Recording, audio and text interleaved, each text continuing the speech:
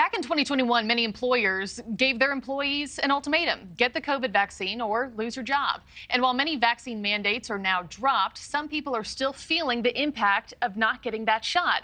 One of those who lost his job is former San Francisco police officer Joel Alyworth. He was let go from the department a year ago this month for what he says was standing up for his beliefs. San Francisco PD approved his religious exemption, then took it away a month later after a secondary review. And according to Alyworth, the department said he was a, quote, direct threat. Let's bring in Joel, who is a third-generation police officer. Joel, thanks for being with us today. Yeah, hi, good morning. Thanks for having me. Good morning. My first question to you, I know that you worked for a year and a half without any vaccination, right? You were deemed essential, then you were deemed unessential. And not only that, but a threat to the workplace and the public. Why do you think you were let go? Was it more than just not getting the vaccine?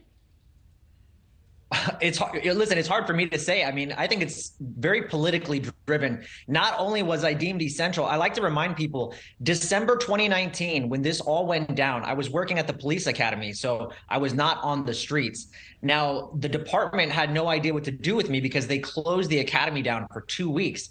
So guess what they did? They said, Joel, you're going down to the Tenderloin district, and we want you to actually move homeless around because the mayor is upset that it's an eyesore, that the homeless are congregating, and that's how COVID spreads apparently. So they actually put me into the fire. They actually put me into the, whatever you want to call it, the quote unquote war zone where COVID was spreading the most. And they had me do work. And I didn't say no. I showed up every day. I did my job. People were getting sick. They were in administrative positions and they came out to the field. They did exactly what I did. And they got sick with COVID. And we were all deemed essential then. So then, yeah, a whole year and a half goes by.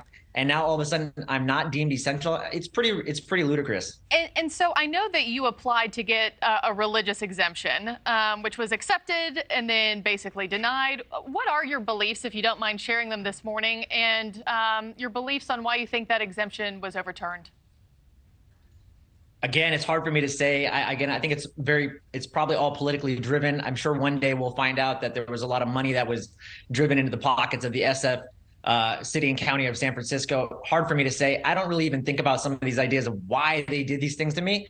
I just try being present and doing what I'm doing right now. That's all I really worry about. But as a Christian, as a person of God and have my faith in a higher power, we do not believe that putting biological substances in our body.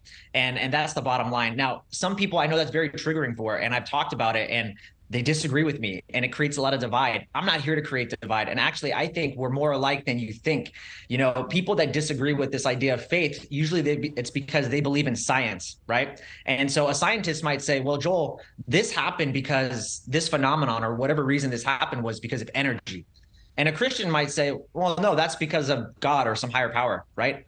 At the end of the day, we're both saying the same thing.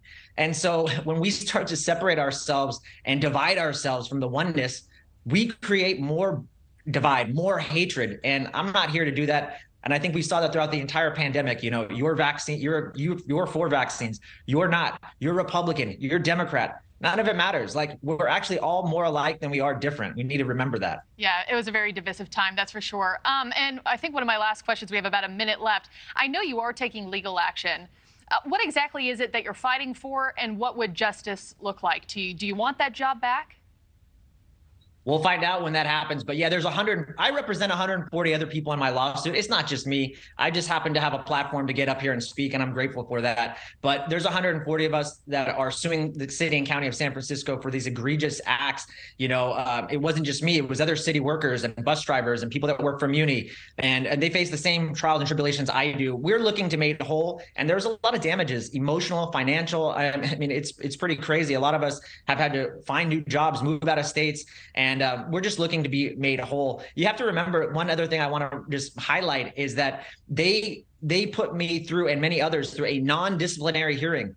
The very nature of that name, non-disciplinary, makes absolutely no sense. Like, I had to have done something wrong. I had to have been disciplined, and that never happened. In my commission hearing, and along with everybody else, they never showed evidence that I was breeding an infectious disease. They never tested me against a doctor. They never they never gave me the opportunity to do masks or testing like every other city in the Bay Area. Hey, and Joel, so I'm so sorry to cut you off. I'm so sorry to cut you off, but we have to go on to the next segment. I know it's been a long journey for you. Thank you for your time this morning. We'll check back in. Thank you. Thank you for watching. Go to newsnationnow.com to find NewsNation on your television provider. And don't forget to click the red subscribe button below to get more of NewsNation's fact-driven, unbiased coverage.